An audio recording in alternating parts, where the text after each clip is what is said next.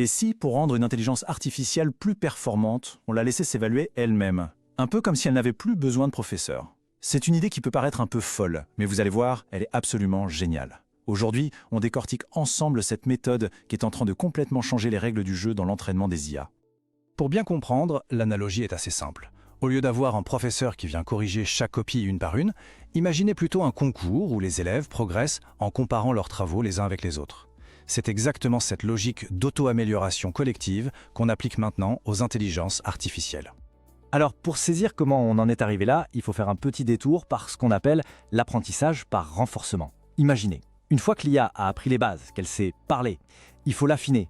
C'est l'étape où on lui apprend à bien parler. L'objectif, c'est qu'elle ne se contente pas de générer du texte qui a l'air correct, mais qu'elle produise des réponses vraiment utiles, qui correspondent à ce que nous, les humains, attendons. Jusqu'à très récemment, la méthode de référence s'appelait PPO. Pour faire simple, c'est un duo.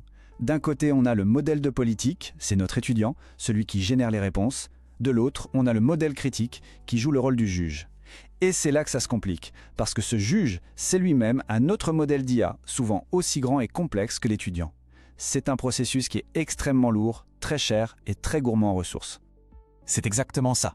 C'est comme si on mettait un tuteur personnel derrière chaque élève. C'est efficace, bien sûr, mais quand on applique ça à l'échelle des grands modèles de langage, ça devient un gouffre financier. Ça freine l'innovation et surtout, ça la réserve à ceux qui ont des moyens colossaux. Alors forcément, la question s'est posée, une question à la fois simple et audacieuse. Et si on pouvait se passer de ce juge? Et si l'étudiant pouvait apprendre tout seul ou presque? C'est là qu'une nouvelle approche, beaucoup plus élégante, entre en scène. Elle s'appelle GRPO. Alors oui, le nom est un peu barbare, je vous l'accorde, Group Relative Policy Optimization, mais l'idée derrière, vous allez voir, est d'une simplicité lumineuse. Au lieu d'évaluer chaque réponse de manière isolée avec un juge externe, on va les mettre en compétition les unes avec les autres. Le processus est vraiment simple. On donne une question à l'IA, mais au lieu de fournir une seule réponse, elle en génère tout un groupe. Ensuite, on évalue ce groupe. Les meilleures réponses reçoivent un bon score, les autres un mauvais. Et le modèle apprend tout simplement à imiter les caractéristiques des gagnantes de sa propre promotion. C'est une sorte de compétition interne permanente. Ce schéma résume tout parfaitement. D'un côté, on a l'approche PPO, avec ces deux cerveaux qui travaillent ensemble. Le modèle qui écrit et le modèle qui juge. C'est lourd, c'est complexe. Et de l'autre côté, GRPO. Là, il n'y a plus qu'un seul modèle. Le critique a tout simplement disparu, remplacé par un simple calcul de groupe. C'est beaucoup plus léger et efficace.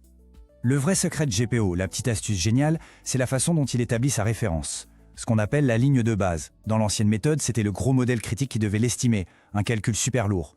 Avec GPO, c'est tout bête. On prend toutes les réponses générées par le groupe, on regarde leur score et on fait la moyenne. C'est tout.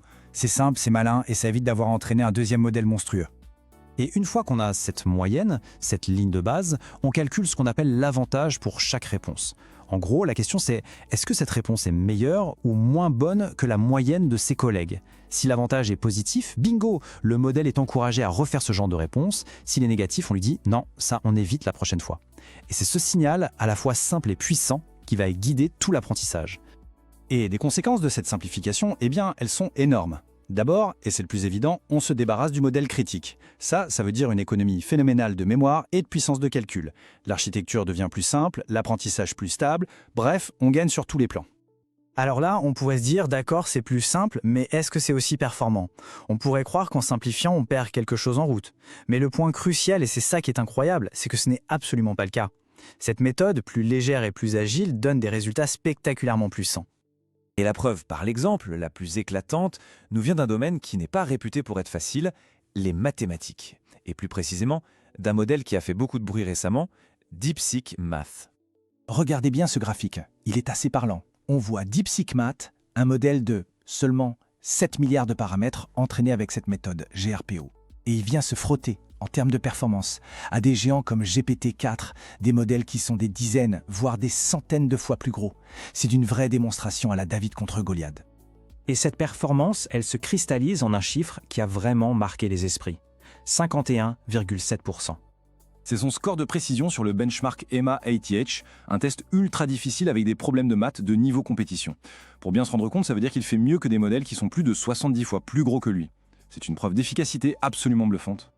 L'impact de GRPO, il va donc bien au-delà de la simple performance technique. Ce qui est en train de se passer, c'est que cette méthode rend l'entraînement de pointe beaucoup plus accessible. Des équipes plus petites, des chercheurs avec moins de moyens, peuvent maintenant développer des IA capables de rivaliser avec celles des géants du secteur. C'est une sorte de démocratisation d'innovation en IA.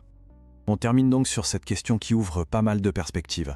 Si les techniques les plus avancées pour raffiner l'IA deviennent plus simples, plus rapides et moins chères, quelles sont les nouvelles frontières qu'on va pouvoir explorer? Quelles découvertes qu'on n'imagine même pas aujourd'hui vont devenir possibles demain? Une chose est sûre, la révolution ne fait que commencer. Merci de nous avoir suivis.